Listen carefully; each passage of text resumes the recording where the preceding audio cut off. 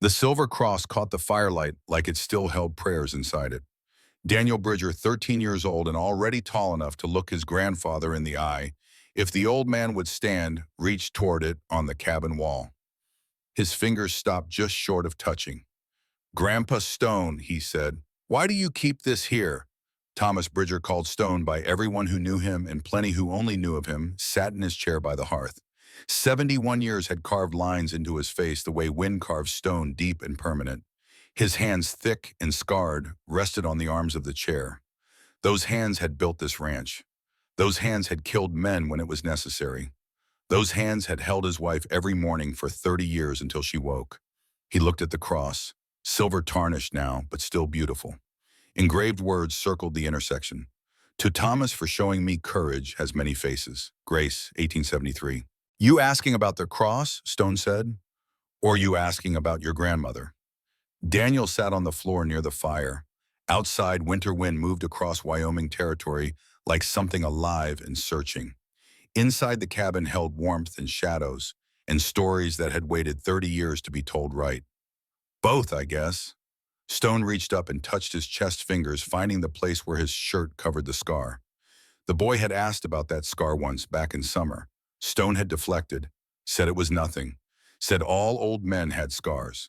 But the boy was persistent in the way of youth, and Stone was tired in the way of you own, and tonight the wind sounded lonely enough that a story might do some good. "You want to know about your grandmother," Stone said, "about how a mountain man ended up married to a nun, about how a man who lived alone in the Rockies for 15 years found himself standing in a town square holding a woman who'd been tied out in the sun." "That it?" Daniel nodded. Stone closed his eyes, opened them. The fire crackled. "Then I'm going to tell you about the summer I learned that silence costs more than speaking up ever could. I'm going to tell you what happened in Dodge City, Kansas in the year 1873 when I was 41 years old and still running from a choice I made when I was younger. And I'm going to tell you why that cross is on our wall and why your grandmother gave it to me and why every time I look at it I remember that courage isn't one thing. It's 100 small choices made when it would be easier to look away." He leaned back. The chair creaked. It was June, hot enough to split rocks. I was coming down from the high country with a season's worth of pelts, same as I did every year. Once a year, I'd ride into civilization, trade my furs for supplies, and get back to the mountains before I remembered why I left civilization in the first place. "Why did you leave?" Daniel asked. Stone's jaw tightened. The scar on his chest seemed to pull. "Because cities are places where good people do nothing, and then they call it decency. I'd seen that, lived it, and I decided if I couldn't stand up for what was right, then I'd just stay away from situations where right and wrong met on the street and asked me to choose." He paused. The fire popped. "But in 1873, right and wrong came looking for me anyway, and this time I didn't run." The wind pushed against the cabin. Stone's voice dropped lower the way it did when memory became more real than the present. "Let me tell you how it started. Dodge City sat on this prairie like a promise that hadn't been kept yet. Wood buildings, dusty streets, the smell of cattle and sweat and ambition. The railroad had come through 2 years before, bringing commerce and vice in equal measure. The town wanted to be respectable. It wanted to matter. It tried so hard to be decent that it forgot what decency actually looked like. Stone rode in on a June morning with 40 beaver pelts tied to his pack horse and a Hawken rifle across his saddle. The rifle was a .50 caliber, heavy enough to drop a grizzly or a man with equal efficiency. He'd carried it for 23 years. It had never failed him. He was 6'3", broad across the shoulders the way a man gets when he splits his own firewood and carries his own meat. His hair, brown, shot through with gray, hung past his shoulders, tied back with a strip of leather. His beard was thick and unkempt. He wore buckskin, the kind you make yourself when you're 2 weeks from the nearest trading post and your old clothes have rotted off your back. People stared. They always did. Children pointed until their mothers pulled their hands down. Women clutched their shawls tighter, as if buckskin was contagious. Men gave him space, the kind of space you give a wolf that hasn't decided yet whether you're prey. Stone ignored them all. He had work to do. The trading post sat at the east end of town, run by a man named Carver, who'd been cheating trappers for a decade and was proud of it. Stone tied his horses and started unloading pelts. Each one was prime, thick-oiled, stretched, and dried proper. Beaver was worth $4.50 each if it was good. Stones were better than good. Carver came out squinting in the sun. Stone, figured you were dead. Figured wrong. Got pelts? Got 40? Carver ran his hands over them, checking quality out of habit, even though he knew Stone's work. 425 each. 450. 420 fish. Stone started loading the pelts back onto the horse. All right, Carver said. 450. You're a hard man, Stone. Just a fair one. They settled accounts. $180 in gold and silver minus the supplies Stone needed. 50 pounds of salt at 6 cents a pound, 200 rounds of 50 caliber ammunition at 4 cents each, 10 pounds of coffee at 20 cents a pound, 20 pounds of sugar at 20 cents a pound, gunpowder and caps. The math worked out to $23 in supplies. Stone took the remaining $157 in coin heavy in his pocket. He was loading the last sack of salt when he saw her. She came out of the boarding house across the street carrying a basket of laundry. Small, maybe 5'4", moving with the kind of care people use when they're used to being noticed but not seen. She wore a black habit, the full dress of the Sisters of Mercy, and her face was pale in the morning light. Her hands visible where the sleeves pulled back were rough with work. Stone wouldn't have noticed except for the bruise. It circled her right wrist, finger-shaped, fresh enough to still be purple. The kind of bruise a man's hand makes when he grabs too hard and means it. She walked past the general store, head down, and Stone saw something else, the way she held herself, like someone who'd learned to be invisible, like someone who knew that existing too loudly was dangerous. He was still watching when Jacob Harper stepped out of the livery stable. Harper was 36, married, father of 3. He ran the stable, owned 2 properties in town, and had the kind of face that looked honest until you spent 5 minutes with him and realized honest was just a mask he wore when it was convenient. He watched the nun cross the street with eyes that made Stone's jaw tighten. Stone didn't know why he cared, didn't know this woman, didn't know her story, didn't owe her anything. But he remembered another woman in another town 15 years ago. He remembered watching and doing nothing. He remembered the sound she made at the end. His hand found the Hawkins stock. Then the moment passed. The nun disappeared into the boarding house. Harper went back into the stable. The street returned to its business. Stone finished loading his supplies and told himself it was none of his concern. But the bruise stayed with him. That night, sleeping in the livery loft because a room cost 50 cents, and Stone was too proud to waste money on soft beds, he dreamed of Fort Laramie. He was 26 again, Army Scout, good at his job. There was a woman Arapaho accused of stealing a cavalry horse. The mob gathered fast, the way mobs do when they've already decided guilt and just need an excuse.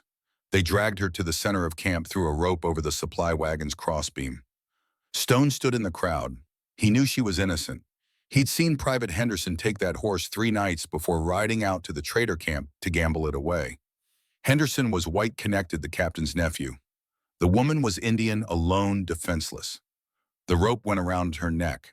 Stone felt his chest tighten, felt words rising in his throat. If he spoke, they'd turn on him. He was known for sympathizing with the tribes. They called him half-breed lover behind his back. If he spoke up, he'd be next. So he stayed quiet. The woman screamed her innocence all the way to the end. Her voice broke on the last word. The sound followed Stone into the mountains and never left. He woke in the loft with sweat on his face and the old shame burning in his chest. Dawn was breaking. Dodge City was stirring. Stone lay still, listening to the town wake, and wondered why some memories hurt more with age instead of less. 3 days passed.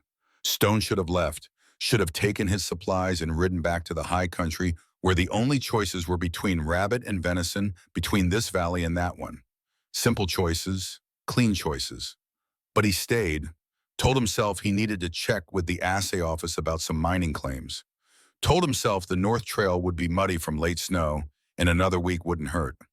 Told himself a dozen reasonable lies and knew they were all covering one truth: he wanted to see if the nun was all right. He saw her each morning, carrying laundry, working at the boarding house, sometimes walking to the small Catholic mission at the edge of town. St. Mary's it was called, a sad little building with a leaning cross and windows that needed glass. She moved through town like a ghost there, but not there visible, but unseen. Women ignored her. Men watched her too closely. She kept her eyes down and her hands busy, and Stone recognized the survival instinct of someone living in a place that didn't want them. On the fourth day he was at the general store when she came in. She approached the counter, voice quiet. "Excuse me, sir. Do you need thread for mending?" The shopkeeper barely looked up. "Don't need none work. Got a wife for that." "Of course, thank you." She turned to leave, saw Stone standing by the door. Their eyes met for half a second. Hers were blue-gray, tired old in a young face. Then she looked away and kept walking. Stone followed her out. Not close, just keeping distance. Something in his gut said danger was circling, and his gut had kept him alive through 3 decades of mountains war and winter. He was right. Jacob Harper intercepted her by the stable. Came out fast, all smiles and friendliness that didn't reach his eyes. "Sister Grace, been hoping to talk to you." "Mr. Harper." She tried to step around him. He moved to block her path. "Got a proposition. Need help with books at the stable. You seem educated. Pay would be good." "Thank you, but I'm occupied with mission work." "Mission work don't pay nothing." He reached out, grabbed her wrist, the same wrist with the bruise. She flinched. "You should think about it.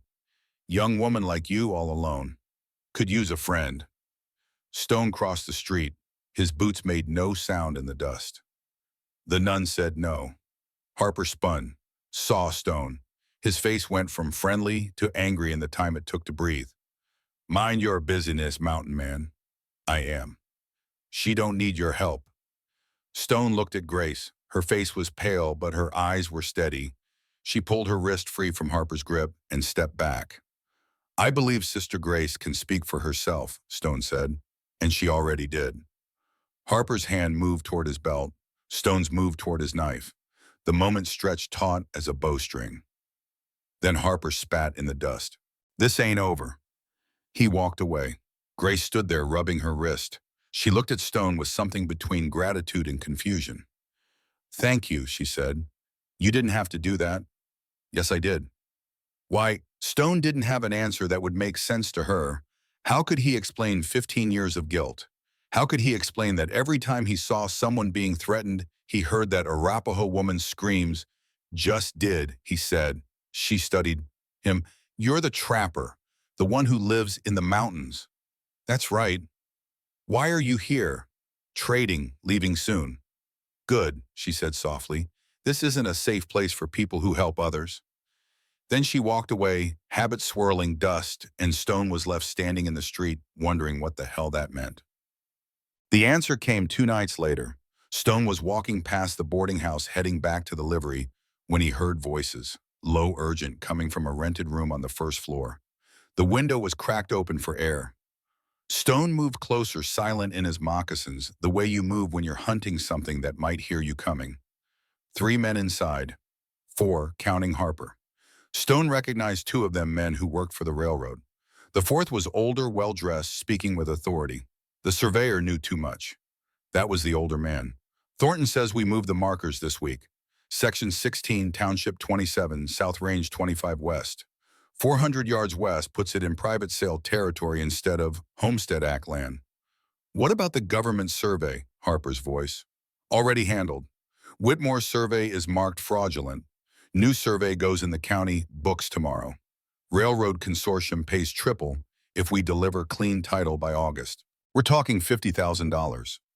"And the girl," Harper again. "Whitmore's daughter, the nun." A woman's voice answered, cold and certain. "The girl will be handled. Women listen better after a lesson." Stone pressed against the wall. His heart kicked in his chest. He couldn't see through the window gap, but he knew that voice. Margaret Thornton, widow shop owner, pillar of the community.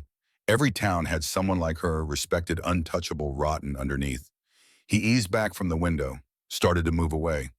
Then he saw her. Sister Grace pressed against the boarding house wall 20 feet away, face white as flour in the moonlight. She'd been listening too. Their eyes met. Terror and recognition passed between them like a lightning strike. She turned and ran soft and quiet, disappearing into shadow. Stone stayed where he was. His mind worked the problem. The surveyor Whitmore, dead 5 months ago, supposedly drunk, fell off his horse on a mountain trail. But he had a daughter, And that daughter was here asking questions, working at the mission, wearing a habit that should have made her safe but instead made her a target. Land fraud, railroad money. $50,000 would buy a lot of silence, would buy a lot of complicity, would kill anyone who threatened the scheme. Stone moved back to the livery. He didn't sleep. He sat in the loft with his Hawken across his knees and thought about choices. He could leave in the morning. Take his supplies, ride north, let Dodge City solve its own problems. He'd lived 15 years by that philosophy. It had kept him alive and alone. Or he could stay. The old shame burned. That Arapaho woman's voice echoed in memory. He couldn't save her, but maybe, just maybe, he could save someone else. Dawn came. Stone didn't move. He was still sitting there working through scenarios when he heard the commotion outside. Women's voices, angry, righteous, sharp as broken glass. Stone stood, looked out the loft door, saw a group of women, 6 or 7 of them, surrounding Sister Grace in the street. Leading them was Margaret Thornton, dressed, fine face set in an expression of moral certainty that Stone had seen before and always hated. "Saw you with Jacob Harper," one woman shouted. "Tempting married men." Another, "Moral corruption." Grace tried to speak, tried to defend herself, but her voice was drowned in the chorus. More women joined, 10, 12, 15. The group moved like a single organism, righteous and terrible, pulling Grace toward the edge of town. Stone grabbed his rifle and ran. By the time he reached the street, they were gone. A shopkeeper told him they'd headed toward the river flats half a mile out. Stone didn't waste time on questions. He swung onto his horse and kicked into a gallop. The flats were empty, land flat as a table, no shade, just grass and sun and space where you could do things and nobody would interrupt. Stone saw them from a quarter-mile away. The women stood in a loose circle. In the center, something on the ground. He rode closer. His stomach turned. They'd tied her spread eagle on the earth, wrists and ankles bound to stakes driven deep. 4 stakes 6 feet apart, pulling her body taut. Her habit was torn, ripped to shame her, leaving only her chemise. Rope bit into her wrists and ankles, hemp thick as a man's thumb. Blood seeped where the rope cut skin. The women stood back, watching, judging, satisfied. Sister Grace lay there, face turned to the sky, lips moving in prayer, or curses, or maybe just breathing, because that's all she could do. The sun stood directly overhead. Noon, 100 degrees. The heat pressed down like a hand over her mouth. Stone saw all this in the second it took his horse to cover the last 100 yards. He saw the women turn, saw their faces go from righteous to uncertain. He saw Margaret Thornton step forward, chin lifted, ready to defend this atrocity with scripture and community standards and whatever lies made it possible to torture a woman and call it morality. He didn't give her the chance. Stone dismounted while the horse was still moving, hit the ground running, dropped to his knees beside Grace. Her eyes opened, focusing slowly, pupils dilated from heat and shock. "That spot," she whispered. "It hurts." She turned her head slightly, indicating her right wrist. Stone looked. The rope had cut through skin, grinding against bone. Blood pooled, mixing with sweat and dirt. "I know," he said, voice low, calm, the way you talk to wounded animals. "Going to hurt worse for a second, then better." His knife came out, steel flashing in the sun. The women started shouting. "You can't," Margaret's voice sharp with authority. "This is women's business. She needs to learn." Stone ignored her. "Put the blade against the first rope. It was new rope, good hemp, the kind you buy special when you plan to use it to break someone." The irony made him sick. He cut. The rope parted. Grace gasped as blood rushed back into her hand. The pain of circulation returning was worse than the pain of restriction, but it was temporary pain, the kind you could survive. Stone moved to the second rope. The women closed in, shouting now, all pretense of righteousness falling away, to reveal simple cruelty underneath.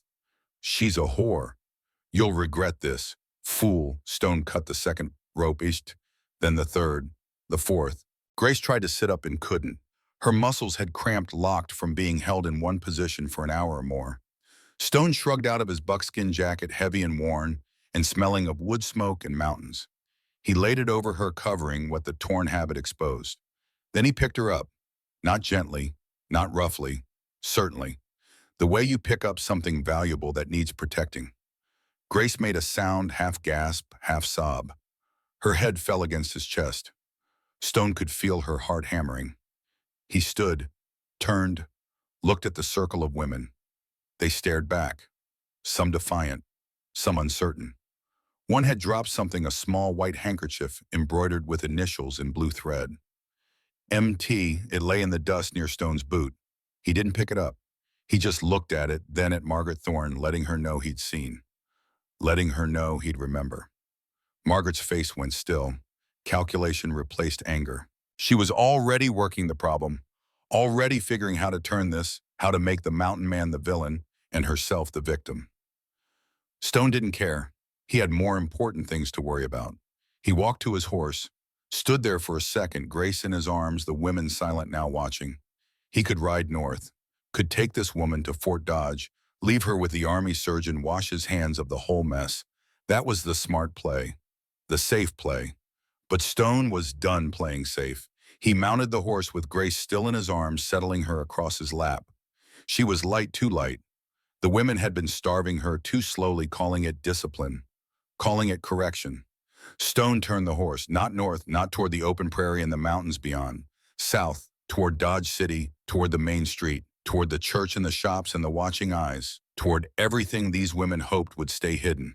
The women started shouting again, but their voices sounded thin now, stretched by distance and the knowledge that something had shifted, that the secret they tried to bury in the sun was being carried back to town by a man who didn't care about their judgments.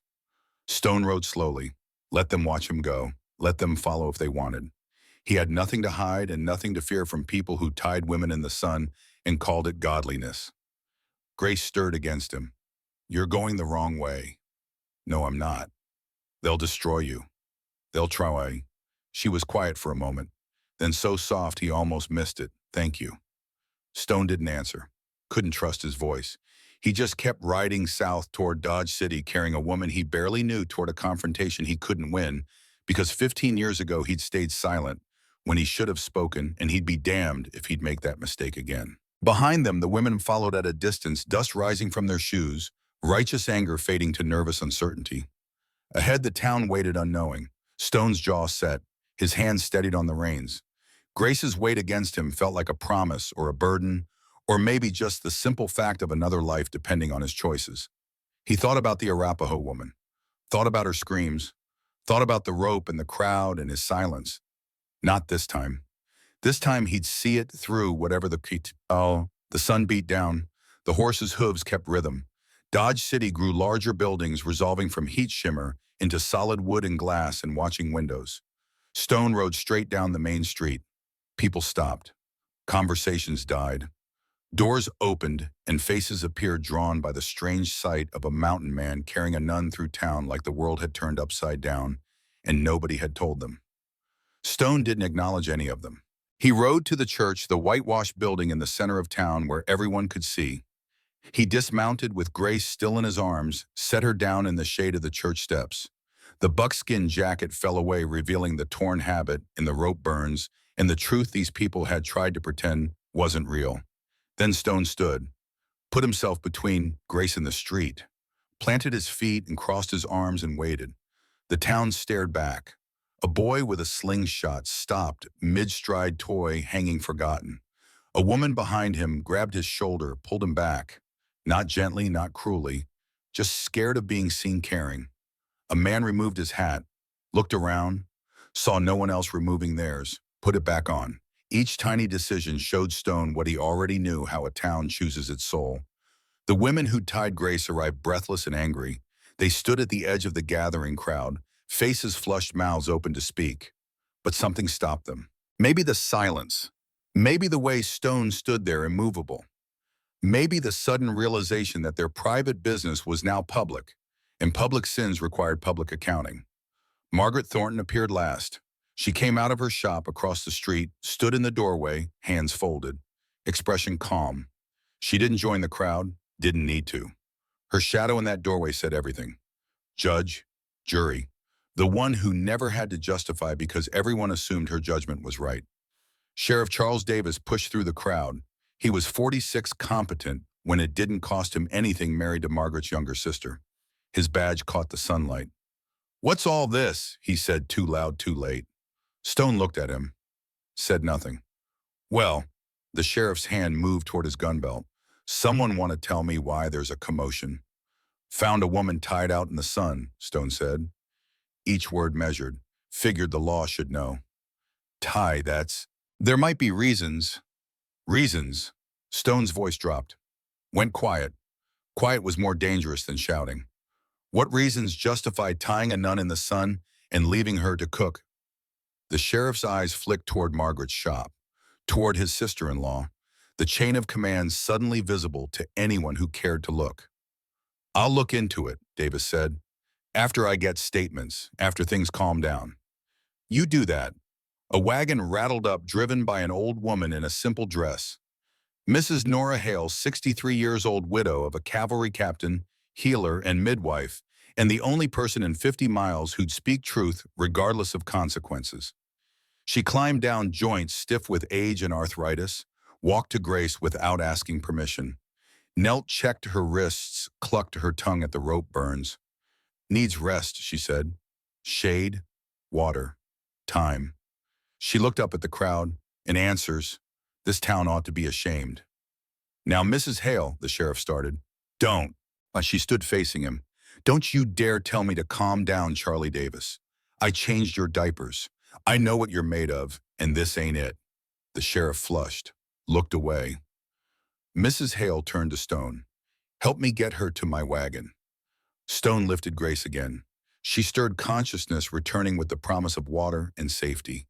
He carried her to the wagon, set her down gentle in the straw bed Mrs. Hale kept for transporting sick folk to Fort Dodge. Grace's hand caught his sleeve. Weak grip, but certain. I didn't do what they said, she whispered. I saw something. Papers. Seals. Men meeting after dark. That's why this happened. Stone nodded. I believe you. Why? Because lies announce themselves. And this story rings true. She held his eyes for a long moment. Then her hand fell away, and Mrs. Hale was there with water and bandages and the kind of comfort only old women who've seen everything can provide. The wagon pulled away. Stone watched it go, watched Grace disappear into dust and distance. Then he turned back to the town. They were all still there, watching, waiting to see what came next. Margaret Thornton remained in her doorway. She didn't speak, didn't move. Just stood there, hands folded, face serene, like this was all part of some plan that only she could see. Stone looked at her. Really looked. Memorized her face the way you memorize terrain before a battle. She looked back unafraid, and in that moment, Stone understood this wasn't over. This was the first move in a game he didn't know the rules to yet. But he'd learn. He was good at learning. The mountains had taught him patience and observation, and how to read what wasn't being said. The crowd began to dissolve.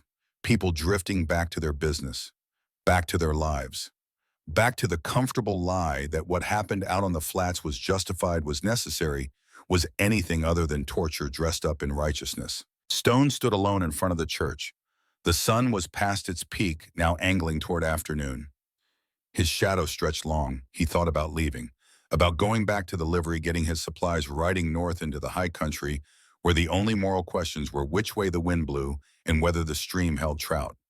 He thought about it for exactly 3 seconds.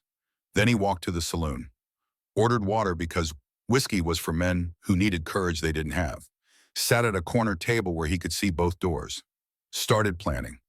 A man didn't tie a woman in the sun without reason, not in a town that pretended to be civilized, which meant Grace had seen something, heard something, knew something that made her dangerous.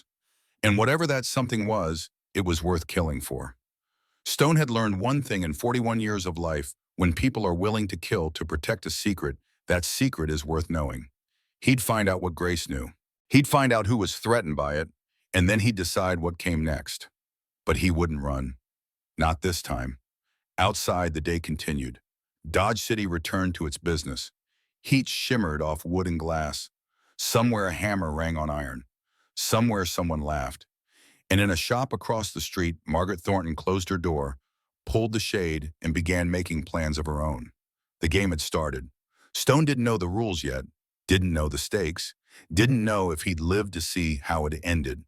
But he knew one thing with absolute certainty: when a whole town believes a lie, and one man chooses to break it open, someone's going to pay the price in the end.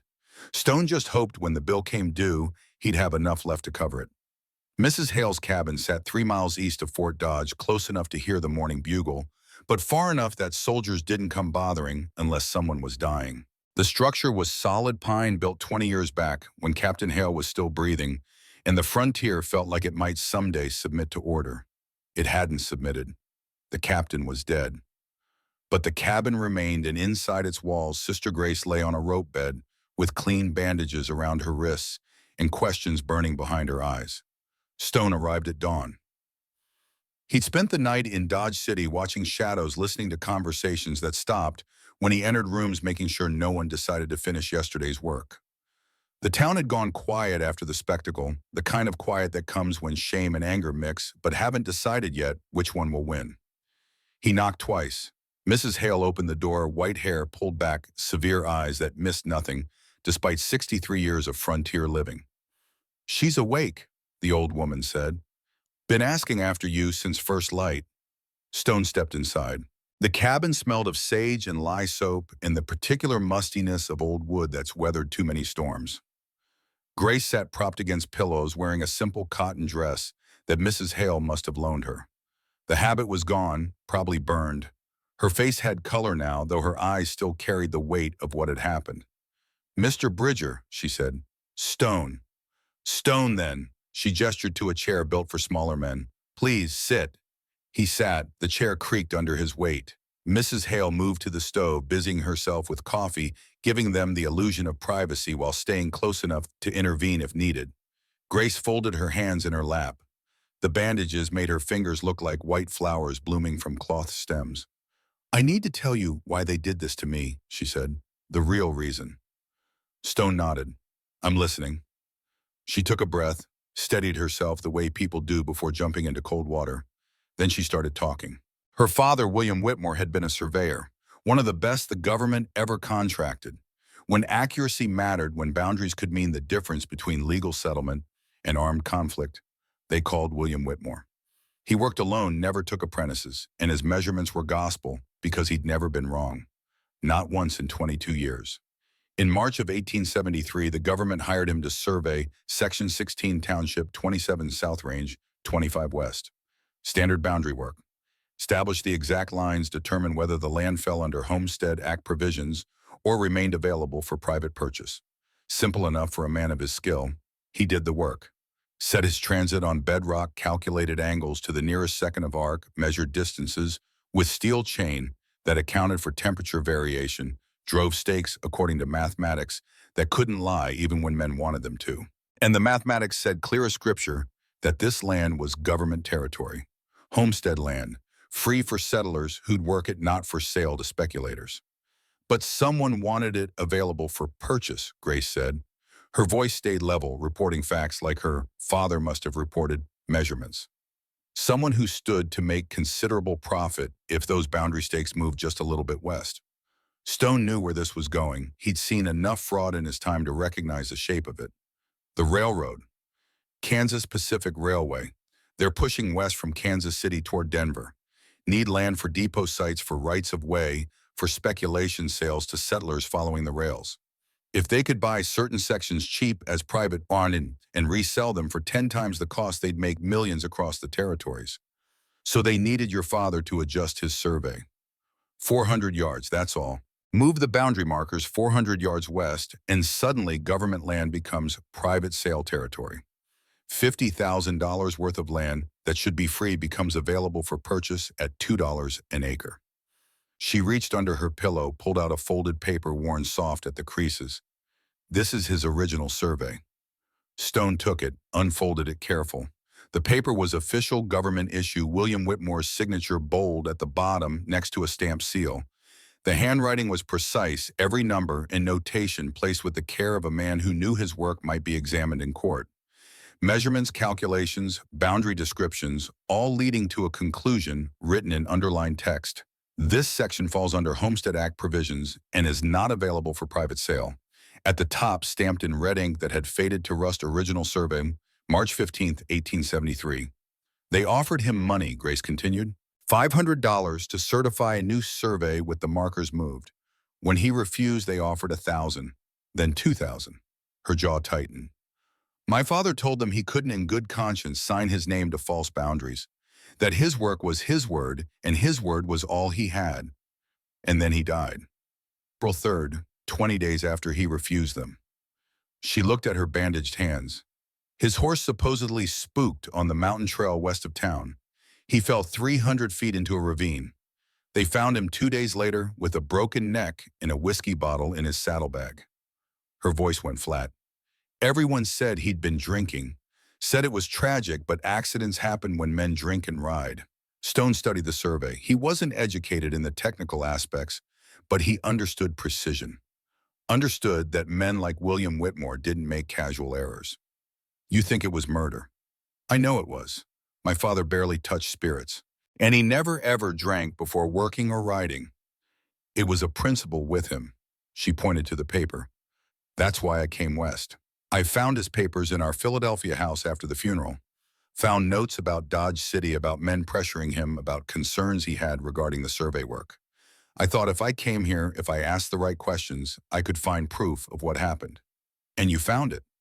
2 nights ago, I was working at the boarding house cleaning the rented rooms. One door was cracked open. I heard voices inside, low and urgent. I shouldn't have listened. I should have walked away. But I heard my father's name, and I couldn't. Stone leaned forward. What did you hear? 4 men. Jacob Harper was one. I recognized his voice. The others I couldn't place. They were discussing the land scheme, talking about moving forward now that the new surveyor had certified the adjusted boundaries. Her eyes met his. One of them said, "What about Whitmore?" And another answered, "Whitmore was handled. The daughter is the problem now." The words hung in the air between them. Handled. The kind of word that meant death without having to say it directly. Did they see you? I don't think so. I moved away quickly, quietly. But the next day, Margaret Thornton came to St. Mary's Mission. Grace shivered despite the cabin's warmth. She was all kindness, offering help, offering better work, saying a young woman shouldn't struggle alone. But her eyes stone. Her eyes knew exactly what I'd heard. So they decided to silence you. To make an example. To show what happens to women who look where they shouldn't, who ask questions men don't want answered. She touched her wrist, wincing. It worked. I'm terrified. But I'm also angry, and anger is stronger than fear if you let it be. Stone handed back the survey. She folded it, tucked it away like the treasure it was. He was quiet for a moment, thinking about men who'd kill for $50,000. Thinking about how that kind of money bought not just land, but silence, compliance, the corruption of whole towns. There's something else you should know, he said. What? When I found you yesterday, one of the women dropped something. A handkerchief, white with blue embroidery in the corner. He described it. The initials were MT. Grace's eyes widened. Margaret Thornton. She was there, maybe not holding the ropes, but there, watching, making sure it happened right. Stone's jaw tightened. That's evidence. Not proof in a courtroom maybe, but evidence of her involvement. Evidence they'll say was planted or misidentified. Grace shook her head. These people are careful, Stone. They've been running this scheme for over a year. They've bought the sheriff, corrupted the county clerk, intimidated anyone who might speak against them. One handkerchief won't be enough. Then we find more. She studied him, this massive man with scars and rough clothes, and eyes that had seen things she could only imagine. Why are you doing this? You could leave, go back to your mountains, stay out of trouble that isn't yours. Stone was quiet for a long time. Outside, birds called to each other. Morning sun slanted through the window, warming the floor. Mrs. Hale stirred the coffee, the spoon clinking soft against tin. Finally, he spoke. 15 years ago, I was at Fort Laramie. I was 26 working as an Army scout. Good at it, too. Knew the country, knew the tribes, could track anything that left a mark and plenty that didn't. The officers respected my work. The soldiers tolerated me because I was useful. He paused. The memory was a wound that had never healed right. There was a woman, Arapaho. Her name was Two Rivers. She came to the fort sometimes to trade beadwork and moccasins. Beautiful work. The officers' wives loved buying from her, gave them stories to tell back east about their time on the frontier. Two Rivers was quiet, kept to herself, never caused any trouble. Grace waited, sensing there was more. One morning, a lieutenant's horse went missing. Good stock worth 3 months' wages. The whole camp went crazy looking for it. Horses meant survival out there. Lose your horses and you're dead come winter or when the Sioux decide to test your defenses. Stone's hands tightened on his knees. They found 2 rivers near the stables at dawn. Maybe she was just there early for some innocent reason, I don't know. But they decided she must have taken the horse. She said she hadn't. Begged them to listen. Didn't matter. They wanted someone to blame and she was convenient. Indian woman alone, no husband to defend her, no family to raise hell. The cabins seemed to shrink around them. I was standing in the crowd when they dragged her to the supply wagon. I was standing there when they threw the rope over the crossbeam. I was standing there when they put the noose around her neck. His voice went rough. And I knew she didn't take that horse. Knew it certain because 3 nights before I'd seen Private Henderson riding out of camp after dark. Henderson was the captain's nephew. Connected, protected. The kind of man who could do wrong and have it called right by the people who mattered. You saw him take the horse. I saw him. Clear as I'm seeing you now, he rode to the trader camp 5 miles west and gambled it away in a card game. Lost it to a half-breed named Running Fox, who sold it the next morning to a freight company heading south. Stone closed his eyes. I stood there with that knowledge in my head and my mouth shut tight, because if I spoke up, they'd turn on me. I was known for sympathizing with the tribes. My wife was Shoshone. They called me Squaw Man when they thought I couldn't hear. If I defended 2 rivers, I'd be next. Grace put her hand over his, small fingers on his scarred knuckles. So I stayed quiet, Stone continued. I watched them haul her up, watched her kick and struggle and scream that she was innocent. Watched until she stopped moving and they cut her down and dragged her body out past the stockade like she was garbage. Oh, Stone. The next morning, Running Fox came to the fort with the horse. Said he'd bought it from Henderson fair and square, had witnesses.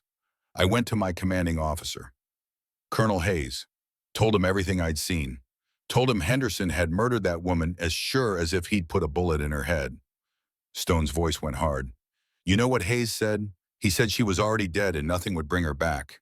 Said the morale of the unit mattered more than justice for one squaw. Told me to let it be. What did you do? I hit him, broke his nose and 3 teeth. Would have done worse, but the other officers pulled me off. He rubbed his left forearm where an old scar ran from wrist to elbow. Got this in the swoopful muscle, Sergeant Saber.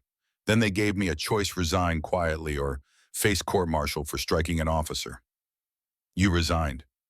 I resigned. Took my discharge papers, took my wife and went into the mountains. Figured if I couldn't stand up when it mattered, I just avoided situations where standing up was required. Easier to live alone than live with the kind of cowardice I'd shown. Grace was quiet, absorbing this. Your wife, what happened? Smallpox, 1870, 3 years back. There was an outbreak at the trading post. She caught it trading for winter supplies, died in 4 days. His throat worked.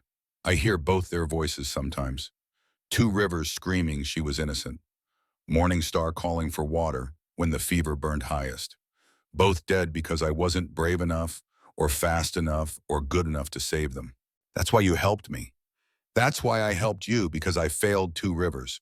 Because I chose my safety over her life, and I've carried that choice like a stone in my chest ever since. He met her eyes. I can't bring her back, can't change what I did or didn't do, but maybe I can make sure her death taught me something worth learning. Maybe this time I choose different. Grace squeezed his hand. You're not the same man you were at Fort Laramie. No, but I'm trying to become the man I should have been back then. The door opened. Mrs. Hale stepped out, giving them a moment alone. Stone appreciated the discretion. Grace's eyes were wet, but she wasn't crying, just holding his hand and letting him know she understood what it cost to tell that story. Then hoofbeats sounded outside. Multiple horses approaching fast. Stone was on his feet with his knife drawn before Grace could blink. He moved to the window, looked out. 3 riders coming hard up the trail. 2 men and a woman, no, 2 men and someone wearing a duster coat. Federal Marshal's badge glinting on the chest. Stone relaxed slightly, resheathed his knife. We've got company. The lead rider dismounted before his horse fully stopped. Tall man, lean as a whip, maybe 50 years old, with a face that had seen weather and worse. He wore trail dust like a second skin, and his eyes moved constant cataloging threats. He knocked. Stone opened the door. Thomas Bridger. That's right. Marshal Henry Cole, Federal Circuit. He held up his badge. I'm looking for Sister Grace Whitmore. I was told I might find her here. Stone stepped aside. Cole entered, removed his hat. His eyes found Grace, immediately took in the bandaged wrists, the borrowed dress, the set of her shoulders. Sister Grace, he said, I've been looking for you for 3 weeks. She stood. Looking for me. Why? Because your father was a friend of mine. Because I've been tracking falsified land surveys from Kansas City to Denver along the Kansas Pacific line. Because every time I get close to breaking this thing open, someone ends up dead or too scared to talk. He pulled out a chair, sat without asking. And because I think you might be the only person brave enough or angry enough to help me stop it. Stone remained standing. You know about the land fraud.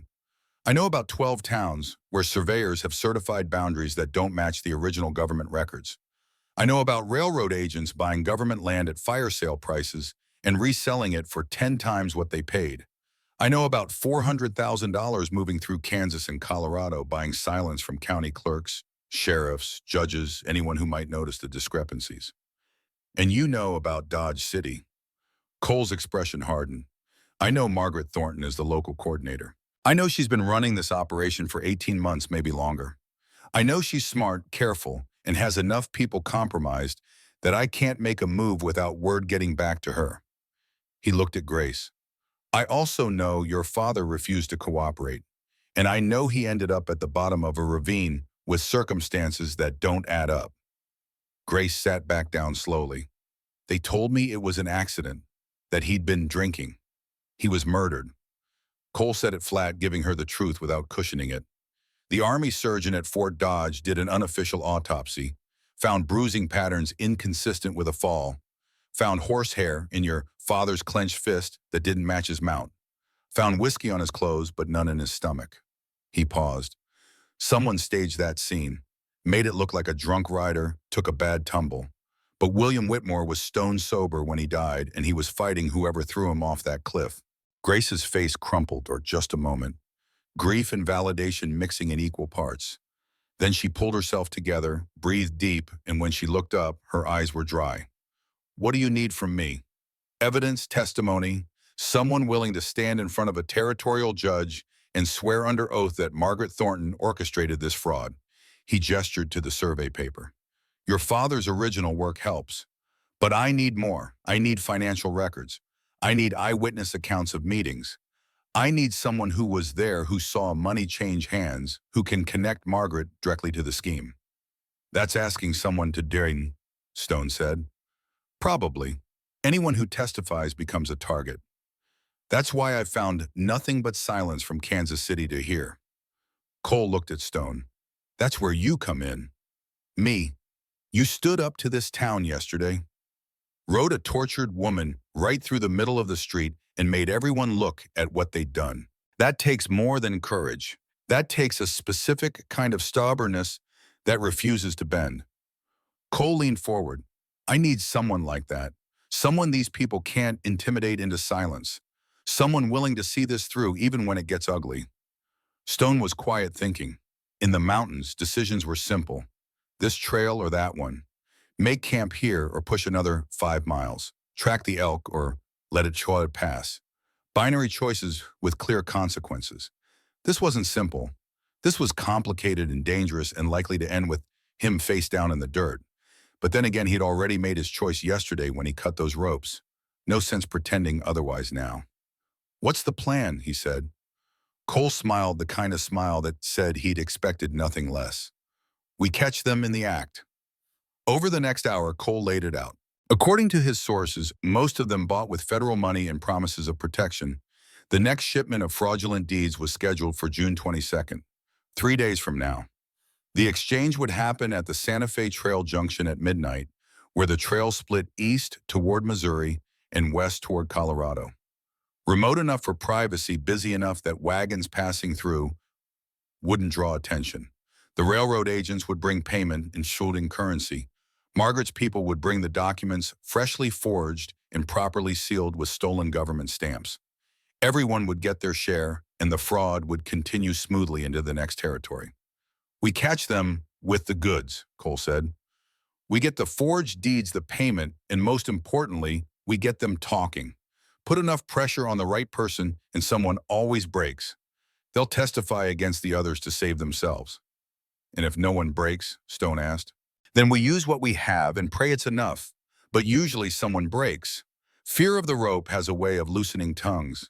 Grace had been listening quietly. Now she spoke. There's someone who might help, someone who's already afraid. Both men looked at her. Ruth Harper, Jacob's wife. I've seen her in town. She looks terrified.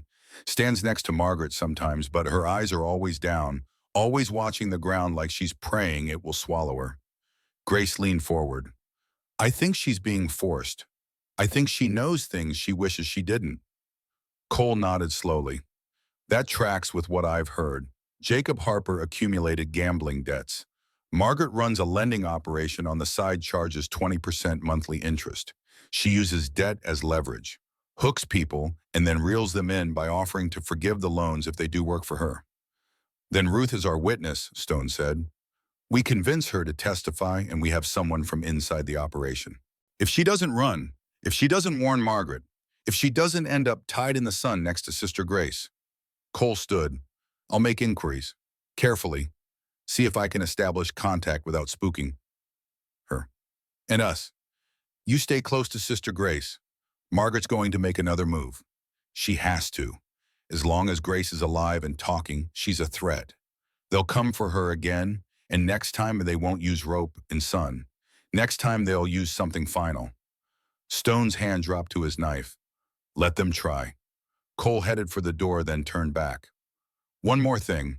Watch yourself in town. You've made enemies, the kind that hold grudges and act on them.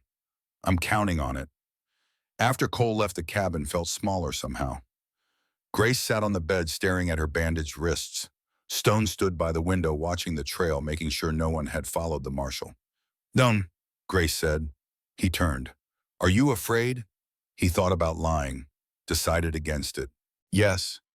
But you're staying anyway. Yes.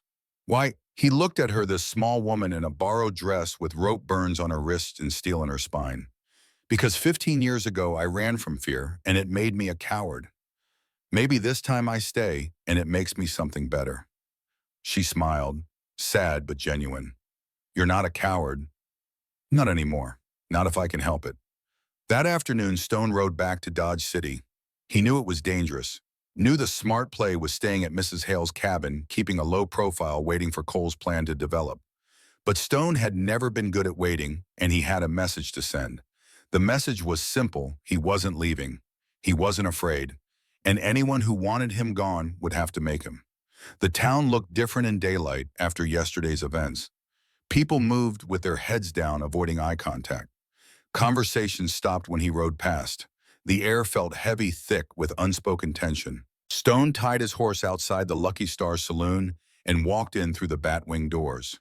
The piano player's hands stilled on the keys. Every head turned. The room went silent except for the creak of floorboards under Stone's boots. He walked to the bar, ordered water. The bartender, a scarred man, missing 2 fingers on his left hand, poured without comment. Stone paid with a silver coin and stood there drinking back to the bar, watching the room in the mirror. After a minute, the conversation started again. Quieter now. Nervous. Men pretending he wasn't there while keeping him in their peripheral vision. Stone listened, picked out fragments of talk from the general noise. Most of it was standard frontier business. Cattle prices. The coming railroad. Women they'd known or wanted to know, but underneath ran a different current. Questions about yesterday.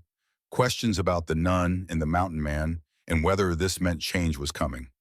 One voice rose louder than the rest. Jacob Harper drunk, despite the early hour anger making him reckless. That damn mountain man's got no business here, Harper said from a corner table. Coming into our town telling us how to handle our women. Who does he think he is? Someone murmured agreement. That nun deserved what she got, Harper continued, whiskey making him brave. Sticking her nose where it don't belong, asking questions. Women need to learn their place, and if rope and sun teach the lesson, so be it. Stone set his glass down, turned slow, found Harper at a table with three other men cards, forgotten bottle half empty. You got something to say to me, Stone said, voice carrying clear across the room. Say it to my face. Harper stood, swayed slightly. The whiskey had given him courage but taken his balance. I got plenty to say. You're a troublemaker. Don't belong here. That nun is spreading lies and you're a fool for believing her. The room went completely silent. Even the bartender stopped moving. Stone walked toward Harper's table. His boots sounded loud in the quiet. He stopped 6 feet away, giving Harper space to think about his choices. Take it back. Why should I? Because if you don't, I'm going to break your jaw.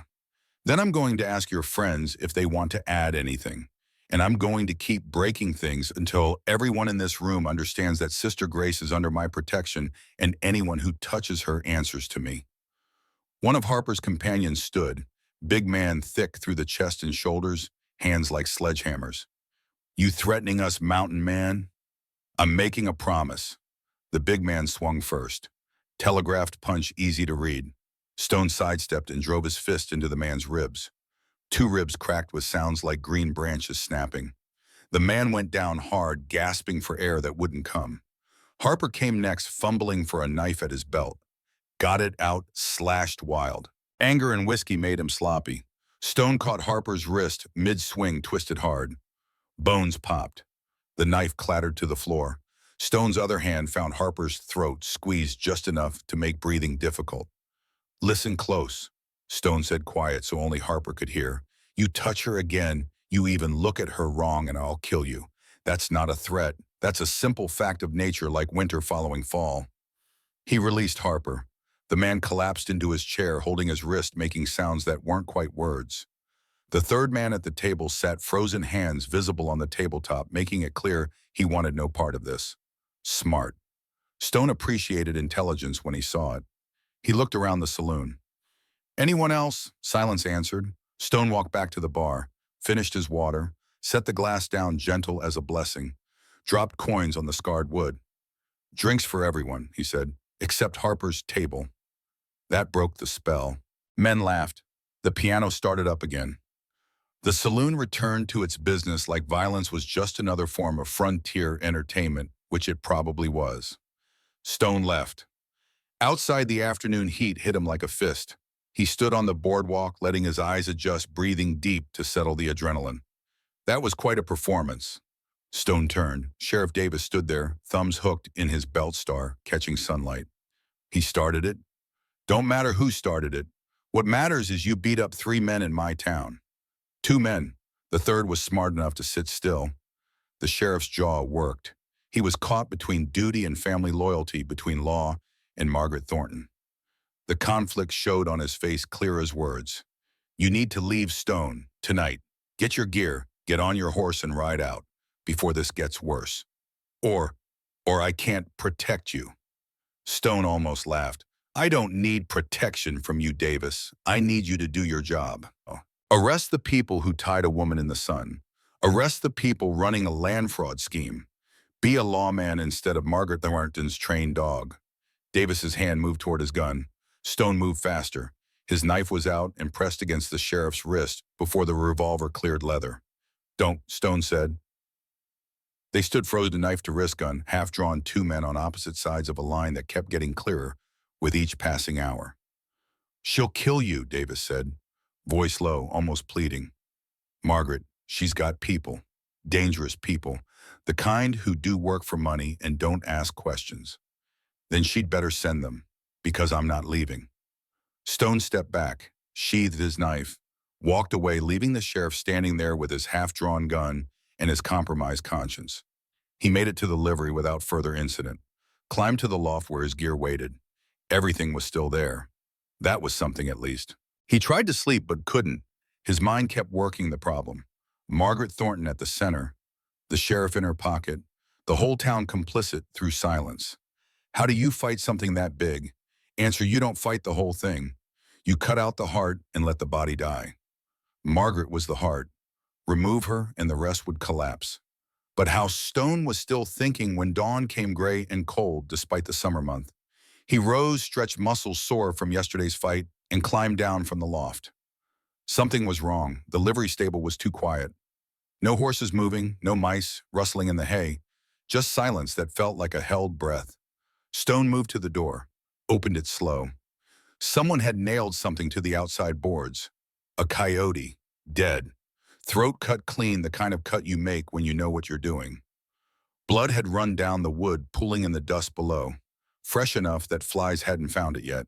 Pinned to the coyote's fur was a piece of paper. Stone pulled it free, unfolded it. The handwriting was neat, educated, the kind taught in Eastern finishing schools. Leave or you're next. Stone studied the note, then the coyote, then the knife work.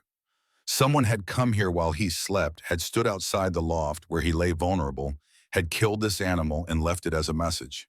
They could have killed him instead. But they'd chosen warning, mistake. You warned someone when you were afraid of them, when you thought fear might work where violence wouldn't. Stone pulled the coyote down, examined the wound closely. Single cut deep, made with a blade at least 8 inches long. Bowie knife probably, military grade. The kind of weapon that said whoever held it knew how to use it. He wrapped the coyote in a blanket, took it with him. Evidence. Cole might want to see it. Then he saddled his horse, loaded his gear, and rode for Mrs. Hale's cabin.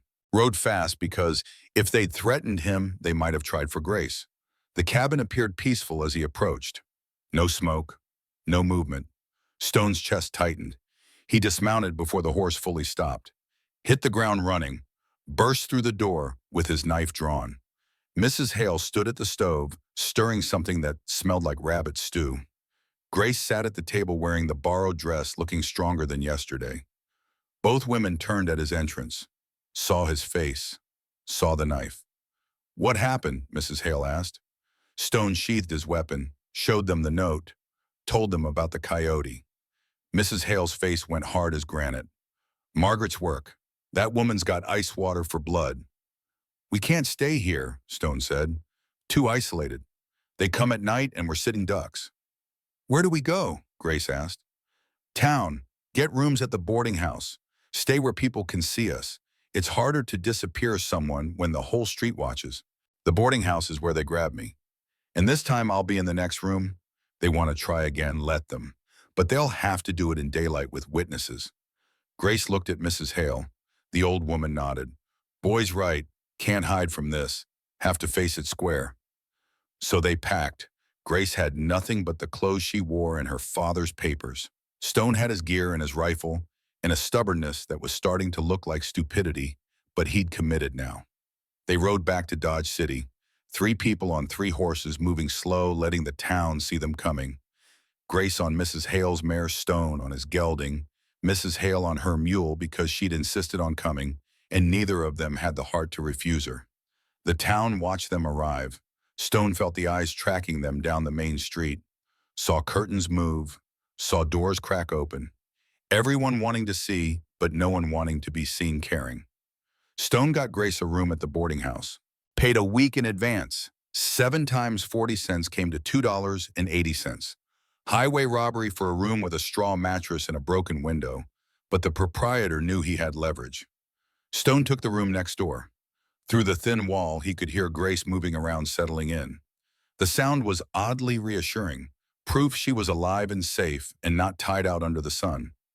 He lay on the narrow bed staring at water stains on the ceiling, and that's when he heard the knock. Not on his door, on Grace's. Stone was through the adjoining door before conscious thought caught up with instinct. Grace stood frozen, hand on the doorknob, fear written across her face. Don't, Stone said. Another knock. Harder, more insistent. Stone moved Grace aside gently, put his hand on his knife, opened the door fast, ready for whatever came through. A woman stood there, small, pale eyes red from recent tears. She wore a simple calico dress and a shawl despite the heat. Her hands twisted together like they were fighting each other. Please, she said, voice barely above whisper.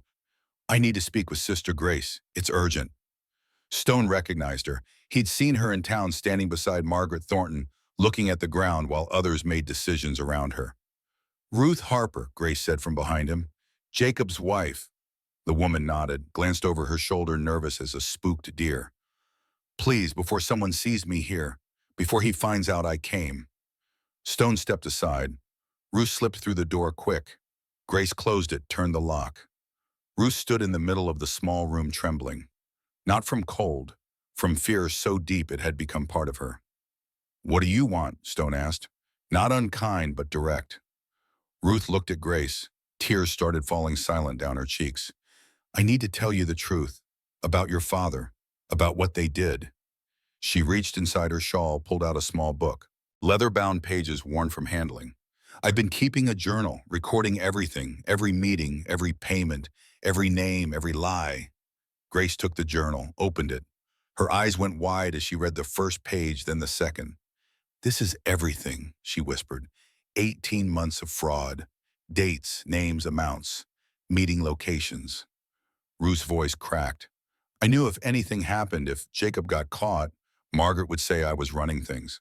She'd have forged documents with my name, so I kept my own records. Insurance." Stone took the journal from Grace, flipped through pages, saw names he recognized. Sheriff Davis, Thomas Pritchard at the land office, railroad officials from Kansas City, amounts that added up to thousands of dollars, meeting dates going back to January of 1872. "Why are you giving this to us?" he asked. Ruth wiped her eyes with shaking hands. "Because I can't live with it anymore. Because what they did to Sister Grace, tying her out there like an animal, I stood and watched and said nothing, and I'm as guilty as any of them." She straightened her spine, made a decision that you could see cost her. "I'll testify. I'll stand in front of a judge and tell everything I know, but only if you guarantee 3 things." "What 3 things?" "First, that Margaret gets arrested before I testify. If she's free, she'll kill me and make it look like I ran away. Second, that the evidence is strong enough she can't buy her way out or intimidate witnesses. And third, that my children leave town before the trial starts. They're innocent.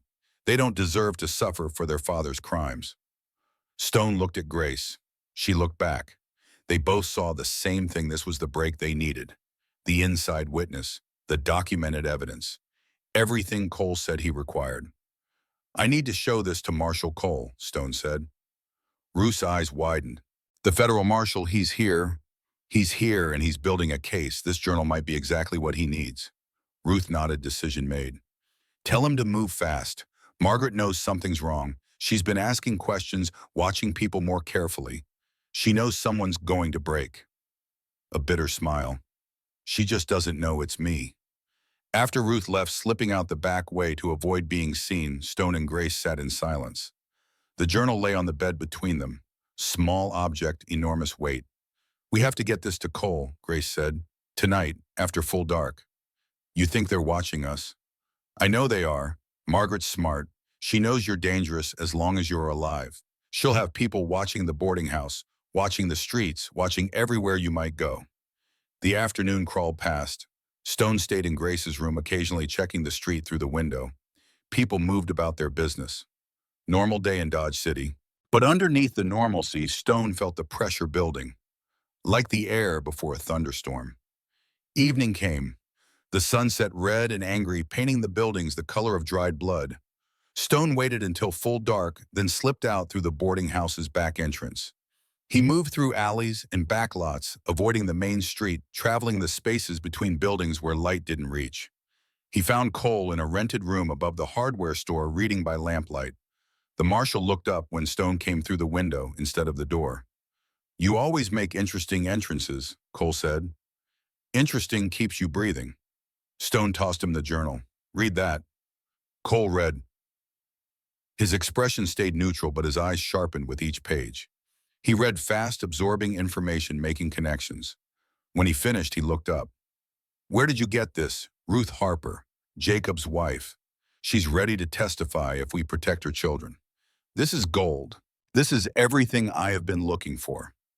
Cole stood pacing the small room. Meeting dates, transaction records, shell companies, names all the way up to the territorial capital. He laughed short and sharp. "Margaret Thornton is finished. If Ruth testifies, if she testifies, and if she stays alive long enough to do it." Cole set the journal down, careful as explosives. "We move tomorrow night, the 22nd. We catch them at the trail junction with the forged deeds in the payment. Use that plus this journal to break whoever's weakest. Get confessions. Build an airtight case. You ready for this? Been ready for 3 months. Question is, are you?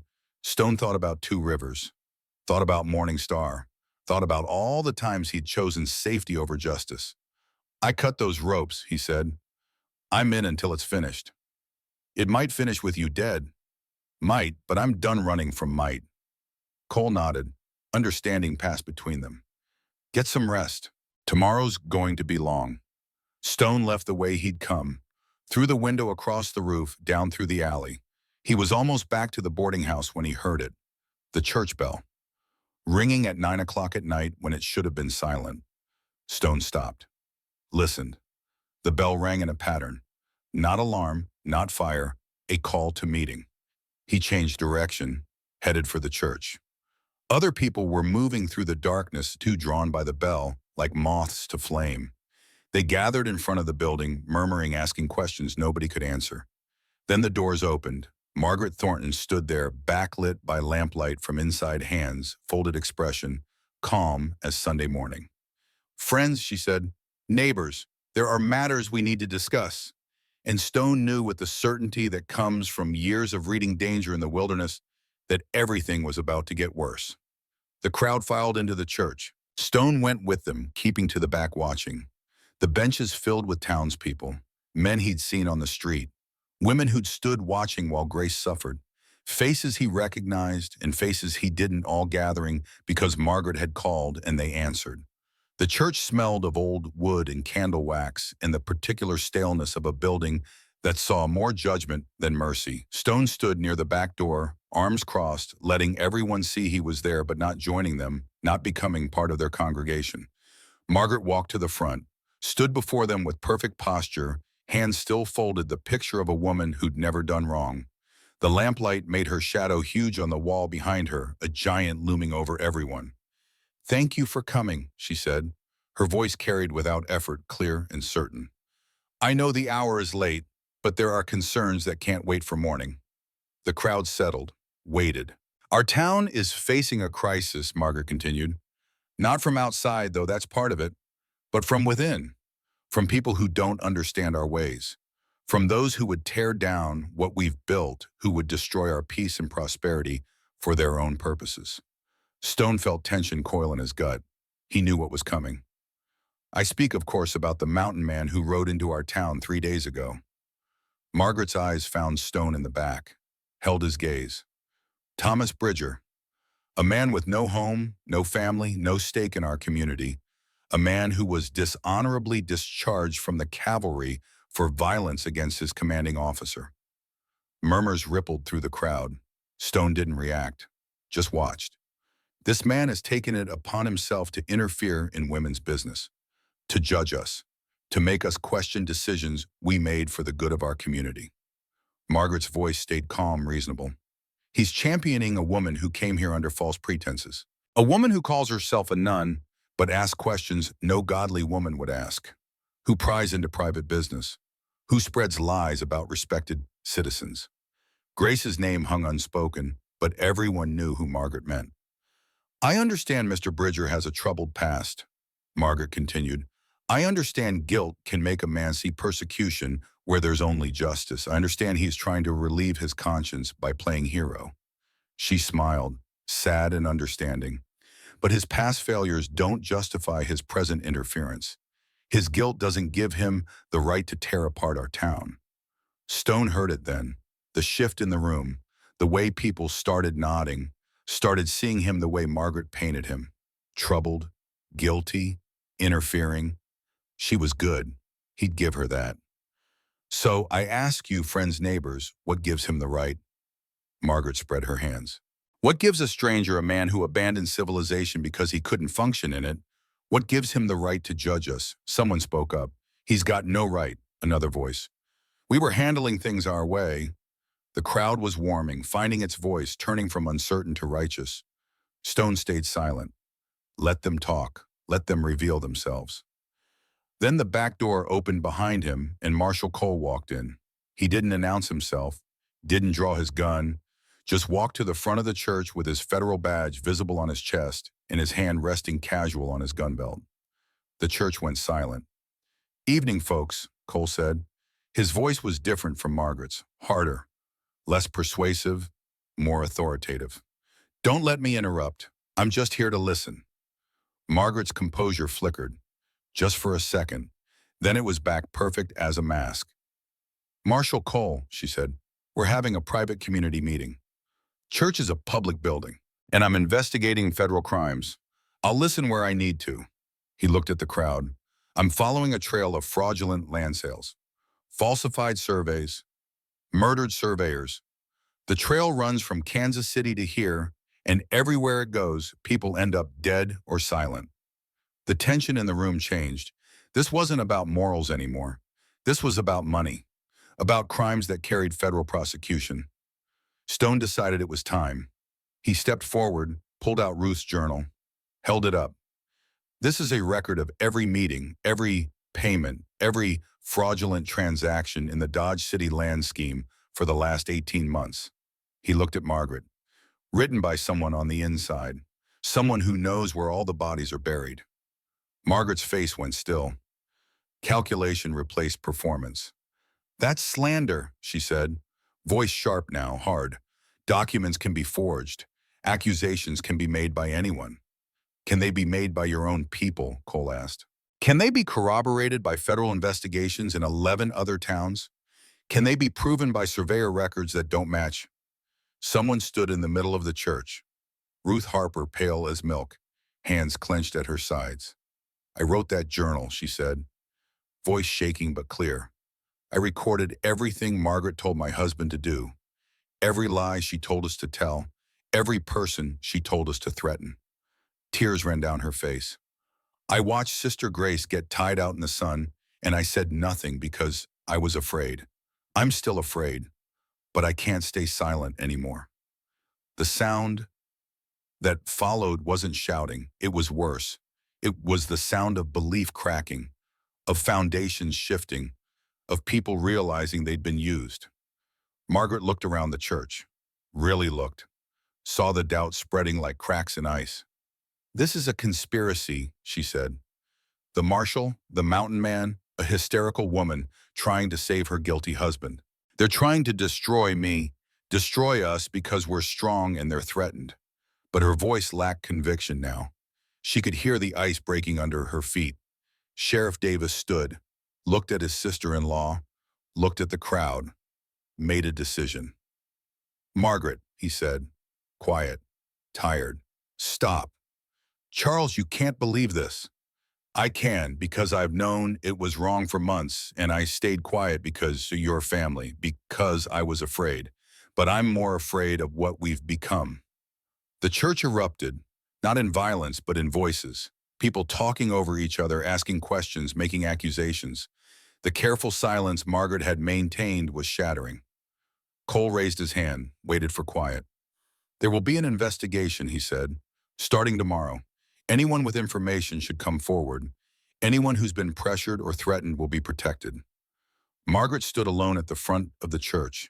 Her shadow on the wall looked smaller now, human-sized. "This isn't over," she said, looking at Stone, looking at Grace, who had appeared in the doorway.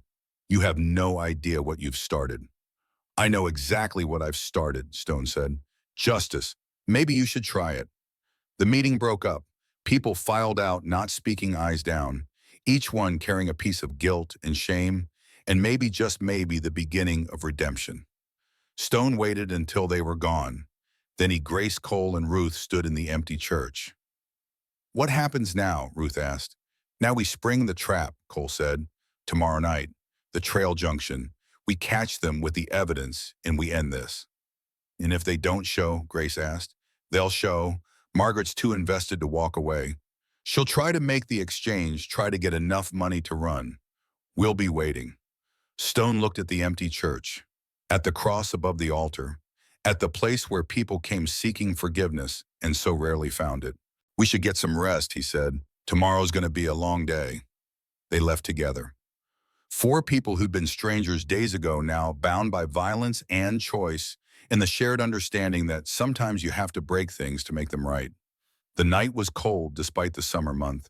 Stars burned hard and bright. Somewhere in the darkness, Margaret Thornton was making plans.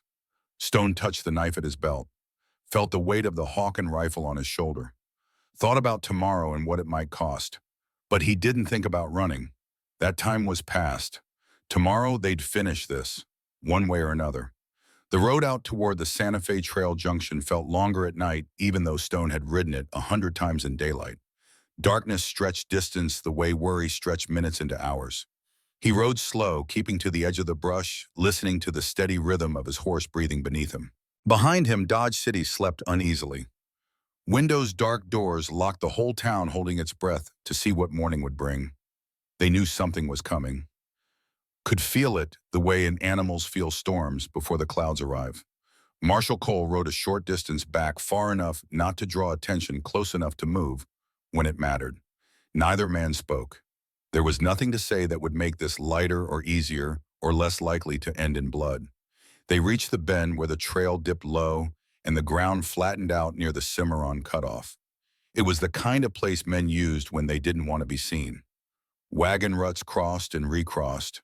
The earth was packed hard from heavy loads moving through under cover of darkness.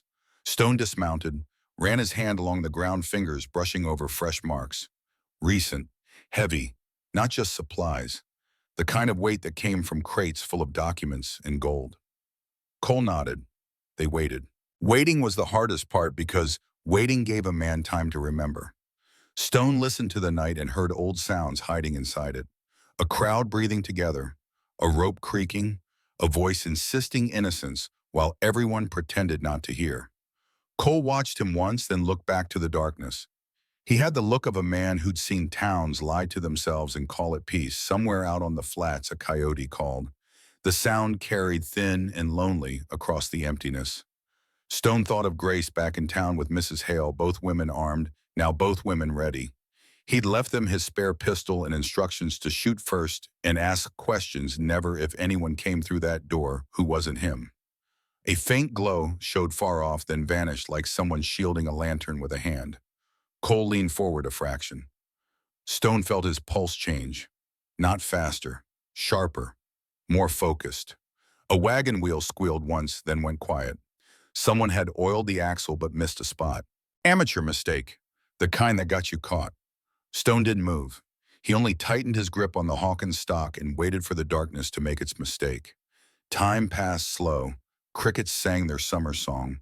The air smelled of dry grass and dust and the particular emptiness of prairie nights. Then came the sound they'd been waiting for. Wheels, low voices. A lantern flickered in the distance, hooded just enough to guide the way without calling attention from town. 2 wagons rolled into view, pulled by tired horses. 4 men walked alongside, heads down, hands close to their belts. Stone watched their posture, the way they moved. These weren't ranch hands or freight haulers. These were men who'd done this before, who knew how to make exchanges in the dark and disappear before dawn. The wagon stopped. Crates were shifted. A sack thudded to the ground, heavy with the distinctive sound of coin. Then a figure stepped forward from the shadows. Margaret Thornton. She wore riding clothes instead of her usual elegant dress. Dark wool practical boots, hair pinned back tight. All business. No pretense. She looked like someone who believed the law belonged to her because she'd bought enough of it to make that true. She didn't touch the crates herself, didn't lift a finger. She spoke quietly and the men moved, which told Stone everything he needed to know about who ran this operation. Then a second figure emerged, Sheriff Davis' gun belt visible even in the poor light. Stone felt something cold settle in his chest. The corruption went deeper than he'd thought. A third figure appeared. Man in an expensive suit, Eastern-cut voice carrying that particular accent of educated cities. Mrs. Thornton, the Railroad Consortium is pleased with your efficiency.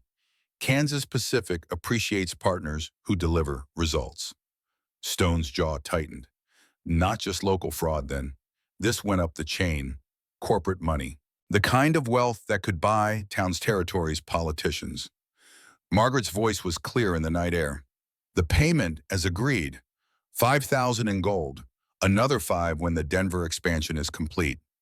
The railroad man gestured to one of the crates. Your documents, all properly sealed, government stamps, surveyor certifications, everything needed to process the sales versus dishes. Margaret's tone was matter of fact.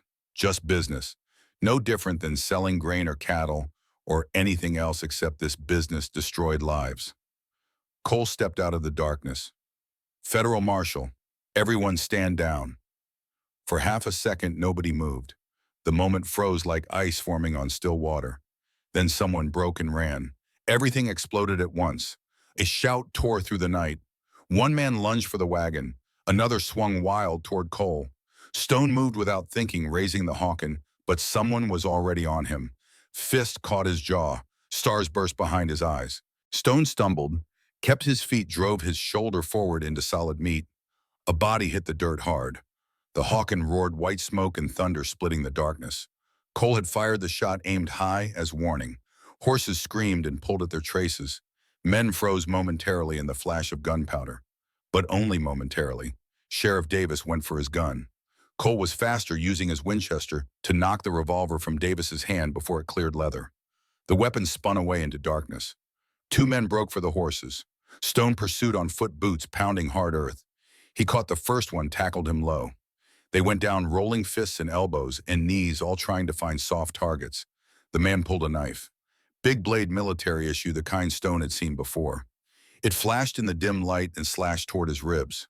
Stone twisted, felt the blade catch his buckskin jacket, felt it punch through leather and cloth and skin. Pain erupted across his chest, hot and sharp and immediate. The scar that would one day puzzle his grandson was being carved into his flesh by a hired knife in the Kansas darkness. Stone ignored the pain, grabbed the man's wrist, twisted hard until bones popped. The knife fell. Stone's fist found the man's jaw once, twice. The third punch put him down and kept him there. Stone pressed his hand to his chest. Blood welled between his fingers, warm and slick. The cut wasn't deep enough to be fatal, but it was deep enough to hurt, and it would keep hurting for weeks to come. No time to worry about it now. Another gunshot cracked. Stone spun, reaching for his knife. The railroad man had grabbed Grace. No, not Grace. Ruth Harper. She'd insisted on coming despite the danger, said she needed to see this through. The man held her with an arm around her throat, a derringer pressed to her temple. Small gun, but deadly at that range. Everyone back, his voice pitched high with fear. She's my way out. Margaret's voice cut through the chaos. Let her go, you fool. She's worthless as a hostage. She talks and we all hang. Then we should have handled her before tonight. Margaret's tone was cold, calculating, already working the problem. But killing her now makes it worse. Let her go. The man's grip tightened. Ruth made a small sound of pain. Stone moved without thought, just instinct and training and 15 years of mountain living where you moved fast or you died. His knife left his hand, spinning through darkness, the blade catching starlight as it flew. It struck the railroad man's shoulder.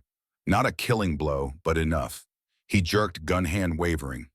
Ruth drove her elbow into his gut exactly the way Stone had taught her yesterday. She dropped, rolled away. Cole's rifle barked. The shot took the man in the thigh, spinning him, dropping him to the dirt where he lay screaming and clutching his leg. The fight went out of everyone then. You could see it happen. Shoulders slumping, hands rising. The moment when resistance becomes surrender. Cole moved through them, collecting weapons, binding hands with rope he'd brought for exactly this purpose. Stone helped, ignoring the blood seeping through his shirt, ignoring the way his chest burned with every breath. Margaret stood apart from the others, didn't fight, didn't run, just watched with those calculating eyes, already thinking 3 moves ahead. Marshal Cole, her voice was steady, I assume you'll want to question us? I'll want more than questions, Mrs. Thornton. I have information, names of men in territorial government, details of land transactions from Kansas City to Denver. I can provide testimony that reaches all the way to railroad executives in New York. She smiled, small, knowing. Surely that has value. Tell it to the judge. The judge is on my payroll. Federal judge, out of Denver. He doesn't know you exist and won't care when he learns. Something flickered in Margaret's eyes. Not quite fear, but close. The realization that her web didn't extend as far as she'd thought. Stone pulled the crates down from the wagons, opened them with his knife. Inside were bundled documents, each one sealed with red wax, each one carrying forged government stamps. Land deeds for territory that wasn't legally for sale. Profits that would have reached into hundreds of thousands of dollars. Ruth found one bundle, unfolded it with shaking hands. Her face went white. "This is my name, my signature. I never signed this." "Forgery," Cole said. "Exactly like she planned. If this went bad, you'd take the fall." Ruth looked at Margaret. "You were going to destroy my family." "I was going to save your family from your husband's stupidity. Jacob gambled away everything you had. I gave him away to earn it back." Margaret's tone was reasonable, almost kind. "You should be thanking me." "Thanking you," Ruth's voice rose. "You tied an innocent woman in the sun. You killed Sister Grace's father. You corrupted this entire town.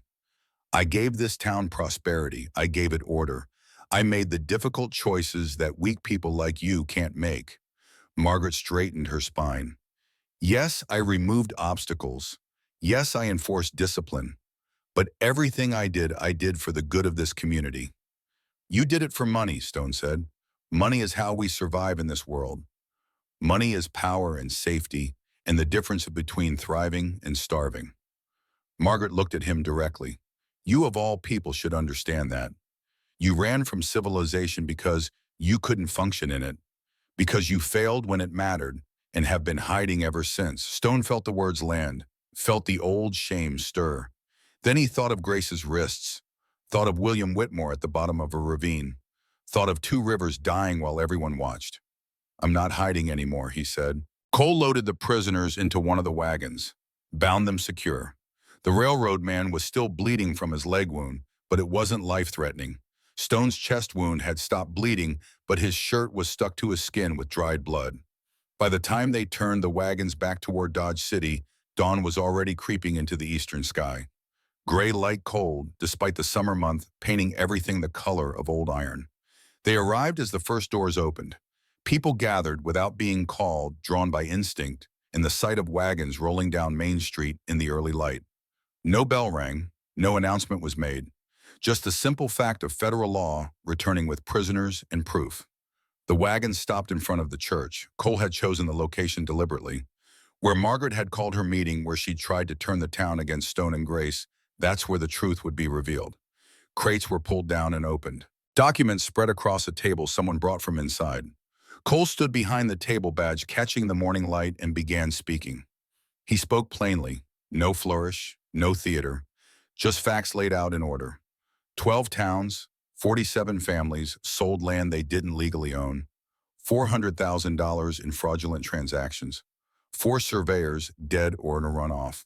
A conspiracy that reached from local coordinators like Margaret Thornton up to railroad executives in Kansas City and beyond. Stone stood to the side, Grace beside him. She'd come when she heard insisted on being there despite Mrs. Hale's protests. She wore the borrowed dress and her bandaged wrists and carried herself like someone who'd been through fire and come out changed. The crowd grew as Cole spoke. People pressed close, wanting to hear, wanting to see the documents that proved what many had suspected, but none had dared speak. Then Ruth Harper stepped forward. She looked small in the morning light, fragile, but her voice carried clear. "I was told what to say about Sister Grace," she began. "My husband owed gambling debts. Margaret said work for her or lose everything. She told Jacob to help move the survey markers, told him to intimidate anyone who asked questions, told him that William Whitmore had to be handled." Someone in the crowd gasped. Ruth kept talking. "Handled meant killed. They made it look like he fell drunk from his horse, but Jacob came home that night with $500 in blood on his jacket. I didn't ask questions because I was afraid, because we have children and no money and nowhere to go if Jacob was arrested." She pulled out her journal, held it up. "I kept records of everything. Dates, names, amounts, meetings. I knew if Margaret could blame me, she would. So I documented everything. This journal proves the conspiracy, proves Margaret ran the operation in Dodge City, proves the railroad paid for false surveys." Her voice broke. "And it proves I'm as guilty as anyone because I knew and stayed silent. I watched Sister Grace get tied out there and I said nothing. I'm guilty, but I'm also done being silent. The sound that followed wasn't shouting. It was deeper than that. It was the sound of a community realizing what it had become, of people seeing their own complicity reflected in Ruth's confession. Sheriff Davis stepped forward, removed his badge, set it on the table. I knew, he said, quiet but everyone heard. My sister-in-law ran this scheme and I looked the other way because family matters more than law, because it was easier to pretend than to act. He looked at Grace. I'm sorry for what happened to you, for what happened to your father. I'm sorry and I'm done. The crowd shifted. Other voices rose. The land office clerk admitted taking bribes to change records.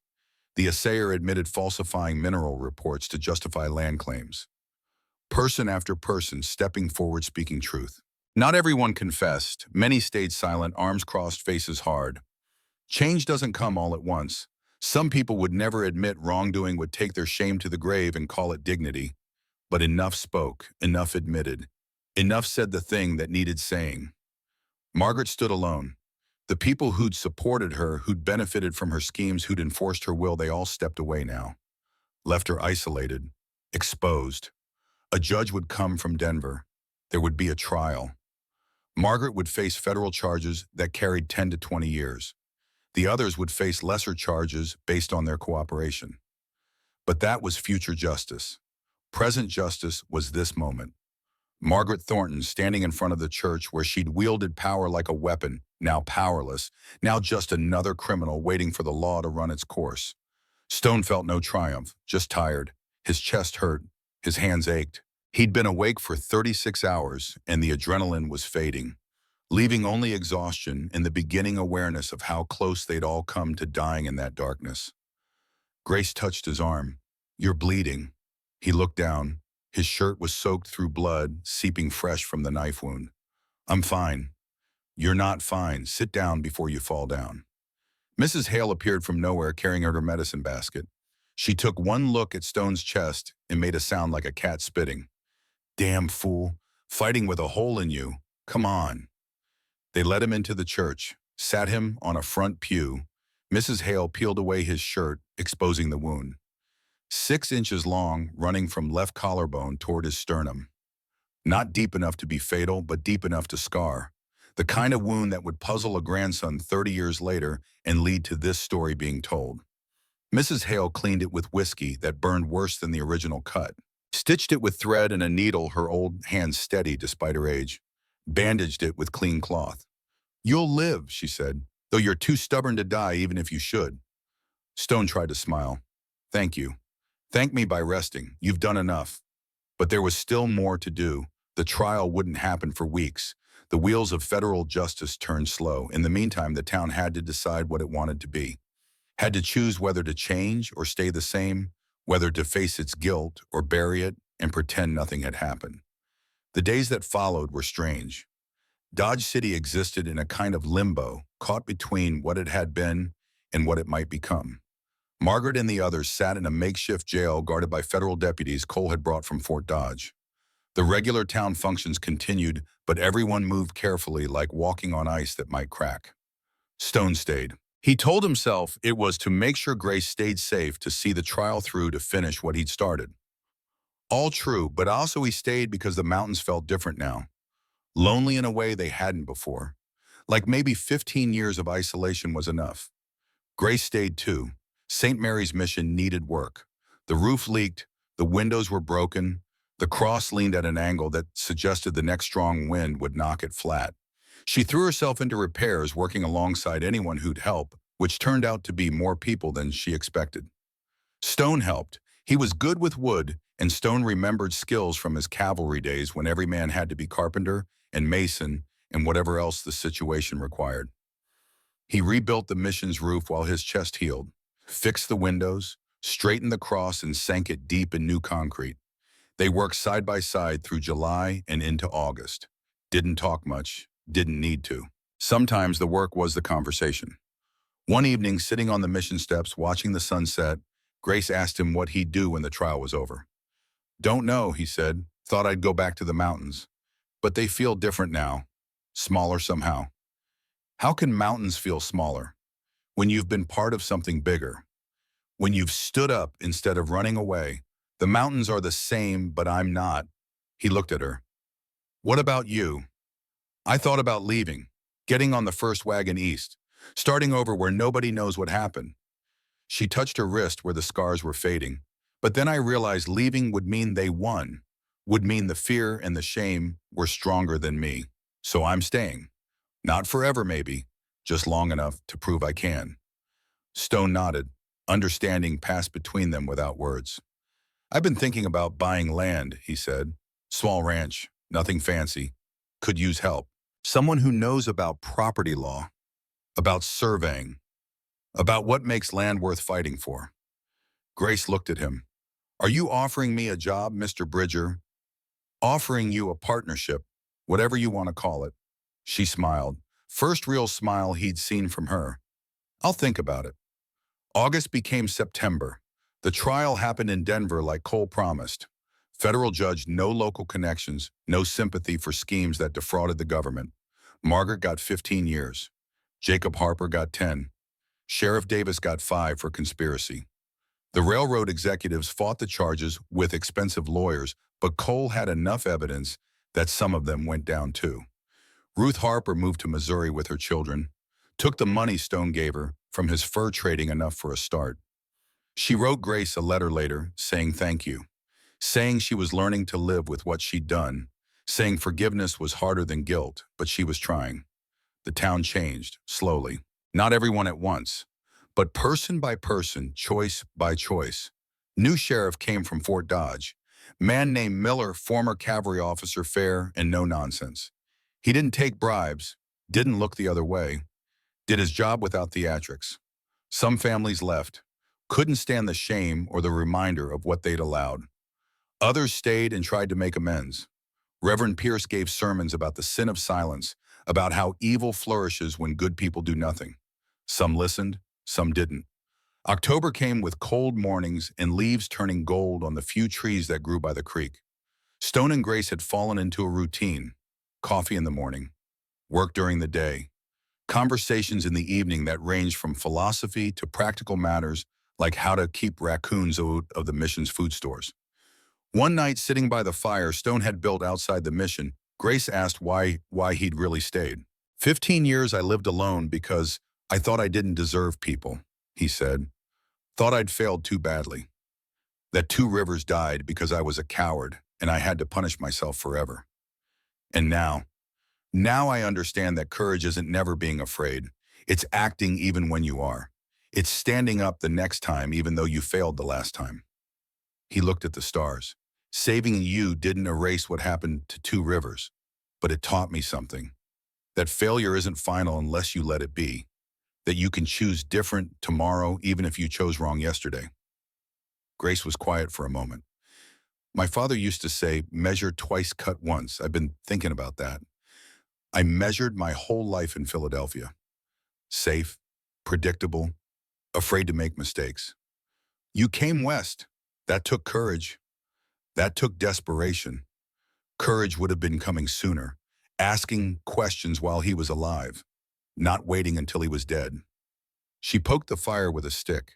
But maybe courage is also choosing to stay when it would be easier to run, choosing to build something instead of hiding from everything. Maybe. They sat in comfortable silence while the fire burned down to coals. Somewhere in the darkness, coyotes called to each other. The sound used to make Stone lonely. Tonight it just sounded like the prairie talking to itself, neither good nor bad, just alive. November brought the first snow. Not much, just enough to remind everyone that winter was coming and preparations needed to be made. Stone bought land, 40 acres northeast of town, good water, enough grass for a small herd. He built a cabin there, solid pine, 1 room for now, with space to add more later if needed.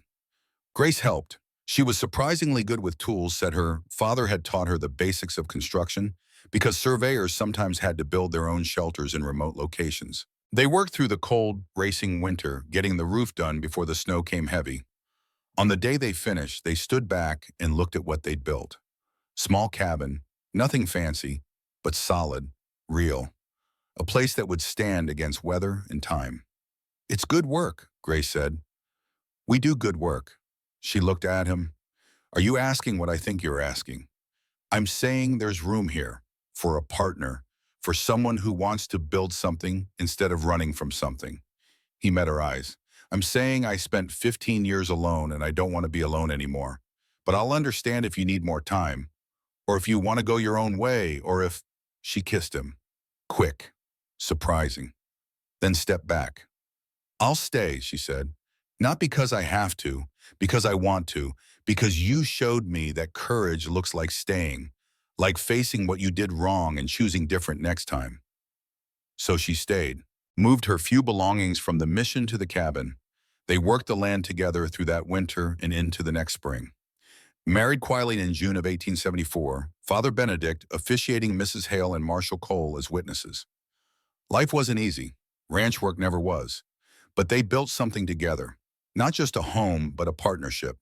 Not just surviving, but living. Years passed, the railroad came through like it always planned, but the land fraud was over and settlers got honest deals. Dodge City grew prospered, shed some of its frontier roughness. Stone and Grace's ranch grew too. Cattle, horses, eventually a son born in 1876 named William after Grace's father. William grew up hearing stories about his mother's courage, about his father's redemption, about the summer of 1873 when the town learned that silence cost more than speaking up ever could. And when William had children of his own, the stories continued, passed down. Changed some with each telling, but keeping their core truth. The truth that courage has many faces. That failure isn't final. That you can run from your past, but eventually you have to face it. That one person standing up can crack a whole system of lies. That silence has a price and some prices aren't worth paying. The fire in the Montana cabin had burned down to coals. Daniel sat cross-legged on the floor, eyes wide, completely absorbed in the story. Stone's voice had grown hoarse from talking, but he'd needed to tell it right. Needed Daniel to understand not just what happened, but why it mattered. So you married Grandma because you saved her, Daniel asked. Stone shook his head. No, boy. I married her because she saved me. I was a man living half a life hiding from what I'd done wrong. She showed me that courage looks like staying, like facing your failures, like choosing different the next time. And that scar, Daniel pointed, the one I asked about last summer. Stone unbuttoned his shirt, pulled it open. The scar was still visible after 30 years, a white line running across his chest. Railroad man's knife, the night we caught Margaret Thornton and broke the land fraud scheme. He touched it. Could have died. Your grandmother wrapped it, kept me alive, nursed me through the fever that followed. He pointed to another scar on his forearm. This one's older. Got it at Fort Laramie trying to fight through the officers when they stopped me from defending two rivers. You failed then? I failed then, but the scars remind me that failure isn't final unless you let it be, that you can try again, that the next choice matters more than the last mistake. The door opened. Grace stepped in, 64 years old now. Hair gray but eyes still sharp. She wore a simple dress and moved with the careful grace of age. Daniel, your grandfather, talking your ears off. He told me about how you met, about the summer in Dodge City. Grace sat beside Stone's chair, took his hand. Did he tell you the true part? What true part? That we almost died multiple times. That some people in that town never forgave us for forcing the truth into the open. That we lost friends, faced years of suspicion and struggle. She looked at Stone. But we had each other. And we built something here. This ranch, your father, you. Daniel pulled something from his pocket, old paper carefully preserved. Grandpa, I found this in the attic. What is it? Stone and Grace exchanged a look. She nodded. It was William Whitmore's original survey. The one Grace had carried west. The one that proved the fraud. Section 16, Township 27, South Range 25 West. Measurements in neat handwriting. The official seal. And at the top, that stamp, original survey, March 15th, 1873. Grace's hand trembled as she took it. That's my father's work. The truth he died protecting. Listen, why keep it? Because it cost him everything. Because it's proof that one honest man standing alone can matter. because someday it will be yours and you need to remember what it represents. Stone leaned forward. The lesson isn't just stand up when you're scared, Daniel. The lesson is that silence has a price. You can pay that price in other people's suffering, or you can pay it in your own risk. But one way or another, you pay. What if you pay and still lose? Grace answered. Then you lose knowing you tried. And sometimes that's enough. Daniel held the survey paper carefully. Tell me one more thing. If you were there again that day in 1873, would you still cut those ropes? Stone looked at Grace. She looked back. 30 years of partnership and love and choosing each other every day. Every time, Stone said. Every single time. And I'd still tell him to ride toward town instead of away. Grace squeezed his hand, because silence has a price, and some prices aren't worth paying. They sat together as the fire died, 3 generations bound by one story. Outside, snow fell soft across the Montana darkness. Inside, warmth and memory, and the knowledge that courage can be learned, failure can be overcome, and sometimes the hardest choice is the one that matters most. Daniel would carry that survey map with him always, would pass it to his own children someday, would tell them about the summer of 1873 when a mountain man learned to stop running and a nun learned that staying was the bravest thing she'd ever do. The story would change with each telling. Details would blur, but the heart would remain. That core truth that Stone and Grace had bought with rope burns and knife wounds and the choice to stand when everyone else sat. That courage has many faces. That silence costs more than speaking. That you can run from your past, but eventually you have to turn and face it. That one person choosing different can crack a whole system of lies. And that some choices, the hard ones, the painful ones, the ones that cost you everything, those are the choices that define who you become and what you leave behind. The fire went dark. The cabin settled into night. And in the morning, Daniel would wake and see that survey map on the wall next to the silver cross, 2 artifacts of one summer when everything changed. 2 reminders that the price of silence is always too high, and that courage, real courage, looks like staying when it would be easier to run.